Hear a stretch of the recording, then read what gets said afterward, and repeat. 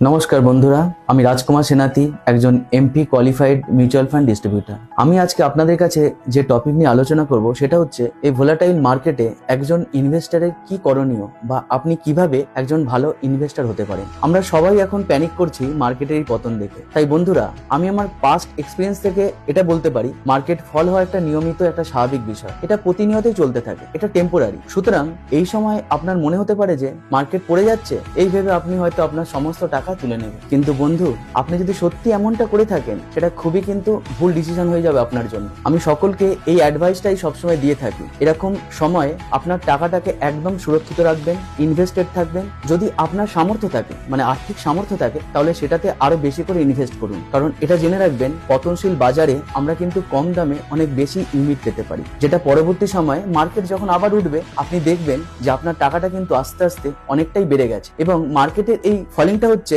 আমাদের কি বলবো, শ্বাস প্রশ্বাসের মতো। আমরা যেমন দীর্ঘমেয়াদী ভাবে বেঁচে আছি শ্বাস প্রশ্বাস নিয়ে, ঠিক তেমনি মার্কেটের আপস এন্ড ডাউনটা হচ্ছে একটা রেগুলার এক্সারসাইজের মতো। সুতরাং এই রকম সময় আপনি আতঙ্কিত না হয়ে আপনার যে ইনভেস্টমেন্টটা আছে সেটাকে আরো সুরক্ষিত রাখুন, আরো বেশি করে অ্যাড অন করুন এবং লং টার্মে এখানে ইনভেস্টেড থাকুন। দেখবেন আপনার সমস্ত গোলগুলো অ্যাচিভ হবে। কারণ আমরা পূর্ববর্তী বেশ কয়েকটা বছরে দেখেছি, যেমন ধরুন 1999 তখন ফল করেছিল, সেখান থেকে মার্কেট উঠেছিল প্রায় 2 থেকে 3 গুণ। ঠিক একই রকম দেখেছিলাম 2001 এবং 2007 সালেও, সেখানে মার্কেট ফল হয়েছিল, কিন্তু সেখান থেকেও কিন্তু একটা হাই পজিশনে আবার উঠেছিল, তার ইনভেস্টরদের কিন্তু ভালো একটা রিটার্ন দিয়েছিল। আর সব থেকে বড় বিপর্যয় দেখলাম আমরা 2020-তে প্যান্ডামিক সিচুয়েশনে, কোভিড এর সময় মার্কেট 40% কারেকশন করেছিল, নিফটি প্রায় 6000 কাছাকাছি নেমে গিয়েছিল। সেখান থেকে কিন্তু আজ আমরা প্রায় 3 গুণ আপে বসে আছি। সুতরাং বন্ধু, আমি আপনাদের এটুকুই বলবো, অযথা ভয় পাবেন না, মার্কেটের সাথে থাকুন আর এই আপস এন্ড ডাউনকে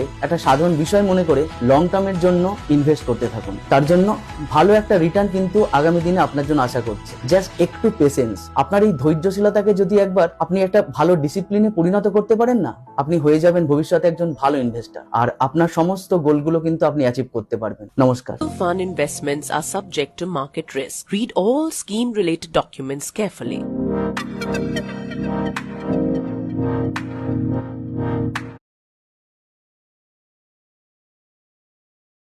নমস্কার বন্ধুরা, আমি রাজকুমার সেনাতি, একজন MP qualified mutual fund distributor. আমি আজকে আপনাদের কাছে যে টপিক নিয়ে আলোচনা করব সেটা হচ্ছে এই ভোলাটাইল মার্কেটে একজন ইনভেস্টরের কি করণীয় বা আপনি কিভাবে একজন ভালো ইনভেস্টর হতে পারেন। আমরা সবাই এখন প্যানিক করছি মার্কেটের এই পতন দেখে। তাই বন্ধুরা, আমি আমার পাস্ট এক্সপিরিয়েন্স থেকে এটা বলতে পারি, মার্কেট ফল হওয়া একটা নিয়মিত একটা স্বাভাবিক বিষয়। এটা প্রতিনিয়ত